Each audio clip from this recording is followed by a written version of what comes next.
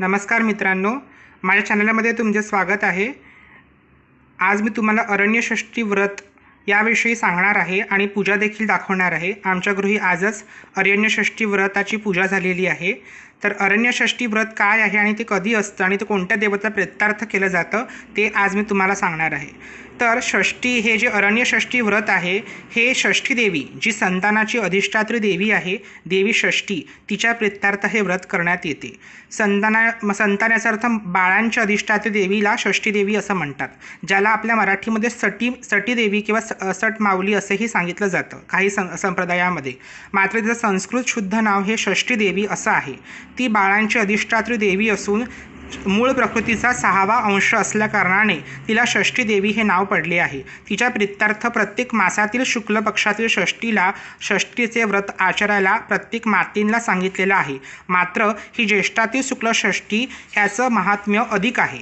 तर आज मी आमच्या घरी दरवर्षी हे व्रत होत असते। माझी आई माझ्या प्रीत्यार्थ हे व्रत करत असते। बाळांच्या रक्षणार्थ हे व्रत करायचं असते, त्यांच्या मंगलार्थ म्हणजे दीर्घायुषी कामनेने त्यांचं मंगल व्हावं, प्रगती व्हावी याकरिता प्रत्येक माता हे षष्ठीचं व्रत आचरत असते। तर हे षष्ठीचं व्रत आमच्याकडे झालेलं आहे आणि ही प्रतिमा आहे। ही खरं तर प्रत्येकाकडे प्रतिमाच असली असं नाही, पण मी मूर्त्या बनवतो म्हणून माझ्याकडे षष्ठी देवीची एक छोटी मूर्ती देखील आहे। तर ही तुम्ही बघाल तर ही विडाल वाहिनी म्हणजे तिचं वाहन जे आहे हे मांजर आहे। इथे तुम्ही बघू शकाल तर एक मांजर छोटंसं वाहन आहे, काळी मांजर हे तिचं वाहन आहे आणि तिच्या मांडीवरतीच छोट्यासा एका संतानाला, शिशूला, नवजन्म घेतलेल्या शिशूला धारण करते म्हणून एक छोट्या शिशूला तिने मांडीवर धारण केलेलं आहे। आणि ही पीतगौर वर्णा अशी षष्ठी देवी, तिच्या ध्यानमंत्रात जे वर्णन आहे तिचं त्याप्रमाणेच ही मूर्ती बनवलेली आहे। द्विनेत्र आहेत, प्रसन्न वदन आहे आणि पिवळ्या रंगाची पीत वस्त्र परिधाना सांगितले, त्याच्यामुळे पिवळ्या रंगाची साडी नेसलेली आहे। ती बालक सान्निध्या म्हणून एक छोटंसं बालक तिच्या मांडीवर तिने घेतलेलं आहे आणि ती बिडाल वाहिनी याचा अर्थ ती मांजरवर बसते म्हणून इथे मांजरवर हे तिचं वाहन आणि त्याच्यावरही बसलेली आहे। आणि हे सिंहासनावर तिला आज आम्ही मांडून तिची यथार्थमती यथामिलितोपचार पूजा केल्या। इथे नैवेद्य समर्पण केलेलं आहे। नैवेद्यामध्ये मूळ करून गव्हाचं पीठ भाजून तुपामध्ये व्यवस्थित भाजून त्याच्यावर जी पण ऋतूची फळं असतात, म्हणजे आता ज्येष्ठ महिन्यामध्ये आंबा हे प्राधान्य असतेच त्याला, आंबा, केळी, चिकू, त्याच्यानंतर आम्हाला इथे आता वॉटरमेलन याचा अर्थ कलिंगड साप आहे। तर जे पण आपल्याकडे ऋतूची फळं आहेत ती 5 किंवा 8 किंवा जसे मिळतील, खरं तर ज्येष्ठ मासातील फळं खूप मिळतात, तर ऋतूमध्ये जे फळं मिळतात ती सर्व फळं तिच्याकडे कापून अशी ताटात रचलेली जातात आणि त्याच्याबरोबर मिठाईचा नैवेद्य किंवा काही गोड नैवेद्य देखील दिले जातात। पण प्रामुख्याने ऋतुफळाचा नैवेद्य देखील दिला जातो। नंतर मुखशुद्धीर्थ तांबूळ दिलं जातं आणि हे षष्ठी देवीच्या समोर घटस्थापन देखील केलं जातं। तर हे घट जसं आपण कलश स्थापन करतो कोणत्याही पूजेमध्ये, तसं हे कलश स्थापन केलेलं आहे। म्हणजे स्वास्तिक चिन्ह घटावर, आम्रपल्लव आणि वडाच्या पानाला देखील महत्त्व आहे, त्याच्यामुळे या पूजनामध्ये वटवृक्षाला देखील पल्लवामध्ये वापर केला जातो। आणि वटवृक्ष हे षष्ठीचं प्रतीक मानलेलं आहे शास्त्रामध्ये। तर वटवृक्षाला प्रतीक का मानलेलं आहे, कारण की वटवृक्षाचं जे आपण जर आयु बघितली तर ती खूप असते, म्हणजे पिढ्या जरी आपण बघितले तर ती वटवृक्ष हे अखंडपणे तेवीत असतं। तर त्याप्रमाणेच आपली वंशवृद्धी व्हावी या कामनेने, म्हणजे ते पिढ्या असे वाढावे, म्हणजे ही पूजा मुळात बाळांसाठी असते, आपल्या संतानाकरिता असते। त्याच्यामुळे वंशवृद्धीच्या कामनेने वटवृक्षाला प्राधान्य दिलं जातं आणि त्या वटवृक्षाची पानं देखील षष्ठीचं प्रतीक म्हणून इथे वापरलं जातं आणि घटरचना करून षष्ठीची पूजा मूळ घटावर केली जाते। आता म्हणजे ज्यांच्याकडे मूर्ती नाही आहे तर ते लोक घटावरच घटस्थापना करून देवीला आवाहन करून यथामिलितोपचार म्हणजे पंचोपचार असो किंवा षोडशोपचार असो किंवा दशोपचार असो, ज्याच्याकडे जे पण पूजा साहित्य आहे ते वापरून षष्ठी देवीची मनोभावे पूजा करणे हे मुळात शास्त्र आहे। आज पण आमच्याकडे मूर्ती पण असल्या कारणाने, म्हणजे मूर्ती बनवलेली आहे, त्याच्यामुळे आम्ही आसनावर ही मूर्ती देखील स्थापित केलेली आहे आणि प्रदीपन आहे, धूप दीप नैवेद्य पाद्य अर्घ्य सचंदन पुष्प धूप दीप नैवेद्य पानीय मुखशुद्धी तांबूलपत्र विडा ठेवलेला आहे तिच्याजवळ आणि हे पूजा केली जाते। तर या व्रताविषयी या अरण्यषष्ठीच्या व्रताविषयी आपल्या जे तिथिकृत्य आहे, म्हणजे जे धर्मशास्त्रातील तिथिकृत्य आहे, संवत्सरव्यापी तिथिकृत्य, त्या तिथिकृत्यांमध्ये या व्रताविषयी असं सांगितलं आहे ते तुम्हाला मी ऐकून दाखवतो। संतान मंगलार्थ बालरक्षण हेतवे ज्येष्ठस्य शुक्ल षष्ठी तिथ्यो सहवाहन षष्ठी पूजा कुर्यात सूत्रबंधनपूर्वक व्रतविधी समस्तः प्रतिमातृ आद्य कृत्यम षष्टीव्रत आचरितः। याचा अर्थ असा आहे की संतानाच्या मंगलार्थ आणि बाळांच्या रक्षणार्थ या हेतूने ज्येष्ठातील शुक्ल षष्टीला व्रतस्थ होऊन सवाहन म्हणजे षष्टीदेवीचं वाहन जे आहे मांजर, त्या मांजरीसह षष्टीदेवीची पूजा करायची आहे। आणि व्रतबंधनपूर्वक व्रतविधी समजतः। तर व्रतबंधन काय आहे तर सूत्रबंधन सांगितलेलं आहे। सूत्रबंधन याचा अर्थ लाल आपले जे पण सूत असते आपल्याकडे जे हार करण्यासाठी आपण जे घरात सूत ठेवतो त्या सूताचे 6 सूत हाता एवढे 6 सूत घ्यायचे असतात आणि त्या 6 सूताला 6 गाठी बांधतात। तर त्या 6 गाठी का, कारण की षष्टी देवी ही 6 या आकड्याची देवता आहे। षष्टम स्वरूपांग षष्टी देवी असं सांगितलं, त्याच्यामुळे 6 आकड्याने 6 गाठी बांधल्या जातात षष्टी देवीचे नामस्मरण करत आणि त्याला तेल आणि हळद लावून ते 6 गाठी रंगवल्या जातात आणि त्या रंगवून म्हणजे तेल आणि हळद लावून ते सूत्र रंगवलं जातं आणि आपल्या म्हणजे पहिले प्रथम देवीची पूजा केली जाते। प्रत्येक माता या दिवशी उपवास करते, सामान्य उपवास म्हणजे एकदम कडक उपवास करायचा असतो असं काही नाही, सामान्य उपवास असतो। मात्र सकाळच्या वेळी ही पूजा जेव्हा होते, कारण की ही पूजा प्रातःकालीन आहे म्हणजे सकाळची सूर्योदयापासून ते माध्यान्ह काळा अंतर्गत म्हणजे 1:30च्या सुमारास ही पूजा संपवली जाते आणि त्या पूजा होईपर्यंत काहीच खात नाही, त्या निराहारी राहून देवीची पूजा करतात, देवीला नैवेद्य देतात आणि नैवेद्य देऊन मग ते फळं ती भक्षण करू शकतात। मात्र या दिवशी अन्नभक्षण म्हणजे भात खायचा नाही आहे। आपला रात्री तुम्ही उपवास सोडताना काही चपाती, पराठा, पुरी असं काही खाऊ शकतात, इतर धान्य खाऊ शकतात, पण भात खाणं वर्ज्य मानलेलं आहे। कारण की भाताला आपल्याकडे पूर्ण अन्न मानलेलं आहे, तर पूर्ण अन्न म्हणजे भात खाणं निषिद्ध आहे। बाकीचं तुम्ही चपाती, पुरी वगैरे संध्याकाळच्या वेळी खाऊ शकतात आणि सकाळच्या वेळी षष्टीला देवीला जो प्रसाद देतो आपण तो प्रसाद भक्षण करून किंवा जे उपवासाचे पदार्थ हे खाऊन माता उपवास करते आणि पूजा झाल्यानंतर ते व्रतसूत्र देवीकडे ठेवून पूजा होते आणि पूजा झाल्यानंतर आपल्या संतानाला म्हणजे आपल्या बालकाला मग घरामध्ये जे पण आपले जेवढे पण अपत्य असो, मग मुलगा असो मुलगी असो, त्याला त्यांना पाटावर बसून त्यांचं विधिवत आपण जसं औक्षण करतो ते औक्षण करायचं म्हणजे गंध लावायचं, फूल त्याला मस्तकावर अक्षता आणि दुर्वा ठेवायचा आणि त्याला आशीर्वाद द्यायचा, त्याच्यानंतर दीप ओवाळायचं 3दा, त्याच्यानंतर त्याला काहीतरी मिष्ट भरवायचं आणि त्याच्यानंतर ते व्रतसूत्र जे देवीच्या पायी आपण ठेवून पूजा करतो ते व्रतसूत्र जे व्रताचं जे धागा आहे देवीचा, त्या व्रताचा धागा आपल्या संतानाच्या दंडावर बांधायचा असतो। त्याला षष्टीचं रक्षसूत्र सांगितलेलं आहे की रक्षणार्थ हे व्रत असतं संतानाच्या, त्याकरिता षष्टीचं जे व्रतसूत्र आहे ते व्रतसूत्र आपल्या अपत्याच्या दंडावर बांधायचं असतं। जर मुलगा असेल तर उजव्या दंडावर, मुलगी असेल तर डाव्या दंडावर आईने ते बांधायचं असतं आणि त्याला भरभरून आशीर्वाद द्यायचे असतात। दीर्घायुष्याच्या कामनेने षष्टी देवीची प्रार्थना करायची असते, हे जगन्मातृ षष्टी, तू बाळांची अधिष्ठात्री देवी आहेस, जसं तू गौरीपुत्र स्कंदाचं रक्षण केलं होतंस तसंच माझ्या पुत्राचं देखील तू रक्षण कर, ही प्रार्थना त्या जगन्मातेच्या चरणी केली जाते। षष्टी देवी याला आपल्या मराठी संस्कृतीमध्ये सटमावली किंवा सटी पण सांगितलं जातं।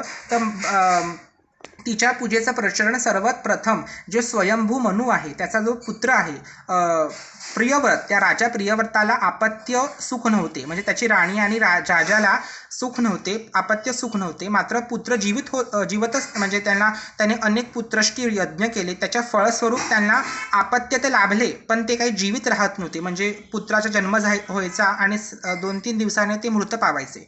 तर हे असं परिस्थिती बघता त्यांना खूप दुःख वाटायचं आणि असे 7 पुत्र आले आणि ते मरण पावले, हे बघून ते प्रियव्रताला अत्यंत दुःखित झाला आणि तो आत्महत्या करण्याचं त्याने ठरवलं। असं करून तो आणि राजा प्रियव्रत आणि देवी त्याची राणी हे आत्महत्या करण्याकरिता अरण्यात गेले। तेव्हा त्या अरण्यामध्ये त्याने आत्महत्या करण्याच्या वेळी बघितले की आकाशमार्गाने एक विमान आले, त्या विमानामध्ये एक दिव्य स्वरूपा देवी बसली होती, तिचा देहाची कांती ही सुवर्ण चंपकाप्रमाणे म्हणजे चाफ्याप्रमाणे तिची देहकांती होती, ती द्विभुजा असून तिने अलंकार धारण केलेले होते, नाना अलंकार तिने धारण केलेले होते, तिने पीत रंगाचे म्हणजे पिवळ्या रंगाचे वस्त्र परिधान केले होते, सोबतच तिच्या मांडीवर एक नवजन्म घेतलेलं शिशु देखील होतं आणि त्यासोबत तिचं वाहन म्हणजे बिडाल म्हणजे एक मांजर देखील तिच्यासोबत होती. अशा दिव्य स्वरूपा देवीला बघून प्रियव्रताने तिला प्रणिपात केला आणि त्या देवीला तिचा स्वपरिचय विचारला. तेव्हा प्रियव्रताला देवी षष्ठी म्हणाली, हे प्रियव्रता, मी षष्ठी देवी आहे. मी मूळ प्रकृती अर्थात देवी दुर्गाच्या 6वा अंश असल्या कारणाने मला षष्ठी हे नाव मिळाले. माझे पालनपोषण हे इंद्रदेवाने आणि त्याची पत्नी सचीदेवीने माझे पालनपोषण केले. त्याच्यामुळे मी इंद्राची मानसकन्या आणि पुढे तारकासुराच्या वधावेळी मी स्कंदाला म्हणजे अर्थात कार्तिक स्वामीला तिने सहाय्य केलं होतं तारकासुराशी युद्ध करताना, म्हणून तिला देवसेना हे देखील नाव पडलं. आणि आपल्याला माहीतच आहे की कार्तिक स्वामीचं नाव आहे देवसेनापती. त्याच्यामुळे मग इंद्रदेवाने षष्ठी देवीला अर्थात देवसेनेला स्कंदाच्या हाती दिलं म्हणजे कार्तिक स्वामीला सोपवलं आणि त्यांची ती सर्वदाकरिता प्रिय अर्धांगिनी रूपात ती स्थित झाली. म्हणजे ही कार्तिक स्वामीची पत्नी म्हणून षष्ठी देवी आहे आणि ती स्कंदापेक्षा देखील मी प्रिय पत्नी असून मी ब्रह्माची लेखिका आहे. जे ब्रह्मविदाता ब्रह्म आहेत त्यांना आपल्याला माहीतच आहे की ब्रह्म हे विदाता आपण त्याला म्हणतो आणि भाग्यलेखन ही षष्ठी देवी करते, तर त्यांची लेखिका ही षष्ठी देवी आहे. तर असं म्हणतात की मूल जन्माला आलं की त्याच्या 6व्या दिवशी षष्ठी देवी येऊन रात्री त्याचं भाग्य त्याच्या कपाळावर निघून जाते आणि षष्ठीचं भाग्य कधीही म्हणजे मिथ्य होत नाही, कधीही चुकीचं होत नाही. त्याप्रमाणेच घडते असं सांगतात. असा विश्वास आहे, लोकविश्वास आहे.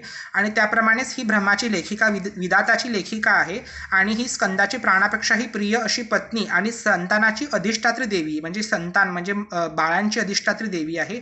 संतानाचे रक्षण करते व मीच प्रत्येक मातेला मातृत्व प्रदान करते. म्हणजे प्रत्येक नारीला जे मातृत्व मिळते, जे आईचं सुख मिळते, हीच देवी प्रदान करते, ही षष्ठी देवीच प्रदान करते. म्हणून हिचं व्रत करायला शास्त्रात सांगितलेलं आहे. तर प्रियव्रताने तिला व्रतोपदेश केला. प्रियव्रताला देवीने व्रतोपदेश केला आणि सांगितलं की तू हे षष्ठी व्रत आचरण कर, याकरिताच तुझे पुत्र या एवढ्यापर्यंत मृत पावत होते. तर ही त्याच्यापाठी देव आज्ञा होती. त्याप्रमाणे तू षष्ठी देवीचं व्रत कर हे असं म्हणून देवी अदृश्य झाली आणि तिने हे प्रियव्रताने षष्ठी देवीचं व्रत केलं आणि त्याला सातही जे मृत पावलेले जे पुत्र होते ते जिवंत झाले अशी कथा आपल्याला देवी भागवत पुराणामध्ये षष्ठी आख्यानात सापडते. आणि हीच कथा प्रत्येक मासातील शुक्ल षष्ठीला वाचली जाते. त्यासोबतच प्रत्येक मासाची एक वेगळी कथा देखील आहे षष्ठीची, तर ती देखील आहे. ती कथा मी कधीतरी तुम्हाला नक्कीच वाचून दाखवेल. मला कमेंट बॉक्समध्ये तसं कळवा की तुम्हाला षष्ठीची व्रतकथा ऐकायची आहे. मी तुम्हाला नक्कीच त्यावर एक व्हिडिओ बनवेल. पण ही जी कथा आहे देवी भागवत पुराणामध्ये हिच्या पूजेच्या प्रचरणाची ती मूळ कथा ही प्रियव्रताचीच आहे. स्वयंभू मनुचा पुत्र प्रियव्रताने ही तिची प्रथम पूजा केली होती.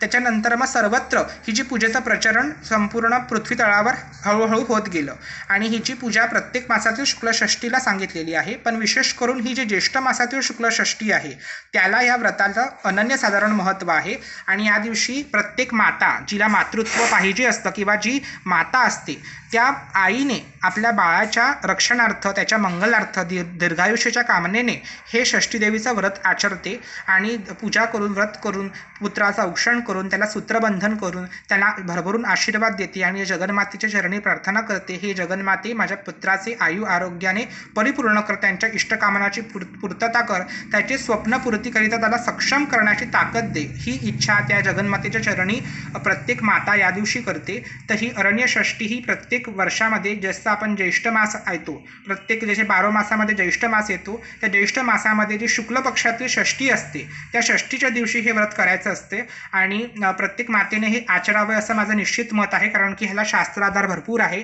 तसं आपण इतर देवव्रत आपण करत असतो इतर कामनेने, तसंच प्रत्येक मातेने आपल्या पुत्राच्या मंगलार्थ हे षष्ठी व्रत नक्कीच आचरावे अशी माझी इच्छा आहे. तर अशा प्रकारे मी आज माझ्या घरातील तुम्हाला षष्ठीची जी व्रत आहे, जी षष्ठीची पूजा केलेली आहे ती शेअर केलेली आहे. माझ्या मातेने माझ्याकरिता पूजा केलेली आहे. तर अशाच तमाम मातेला माझ्याकडून षष्ठी व्रताच्या हार्दिक शुभेच्छा, शुभषष्ठी. आणि तुमची पुत्रांचे मंगल व्हावं ही त्या षष्टीदेवीच्या चरणी प्रार्थना. ही जगन्माता तुमच्या पुत्रावर वरहस्त, तिचा वरहस्त जो आहे तो सदैव ठेवो, हीच त्या षष्टी मातेच्या चरणी प्रार्थना. आणि यासह हे व्रत केलं जातं. आणि अजून कोणाला काही प्रश्न असतील, या व्रताविषयी कुतूहल असेल तर ते नक्की कमेंट बॉक्समध्ये कळवा. मी नक्कीच त्यावर दुसरा व्हिडिओ बनवेल. तुमच्या प्रश्नांची उत्तरं देण्याचा परिपूर्ण प्रयत्न करेल. जे शास्त्रज्ञान आहे तुमच्यापर्यंत मी शेअर केलेलं आहे या व्रताच्या माध्यमातून. तर षष्टी व्रत जे कसं वाटलं, ही व्रताविषयी माहिती कशी वाटली, हे तुम्हाला कसं वाटलं हे नक्कीच मला कळवायचं आहे कमेंटच्या माध्यमातून. माझ्या चॅनलला लाईक करायला विसरू नका. हे व्हिडिओ आवडला असेल तर शेअर करायला विसरू नका, लाईक करायला विसरू नका, कमेंट करायला मात्र विसरू नका. आणि माझ्या चॅनलला सबस्क्राईब करा. अशाच नवीन व्हिडिओसाठी आपण पुन्हा दुसरा एक व्हिडिओ घेऊन परत येऊया. तर आतासाठी धन्यवाद आणि शुभषष्ठी.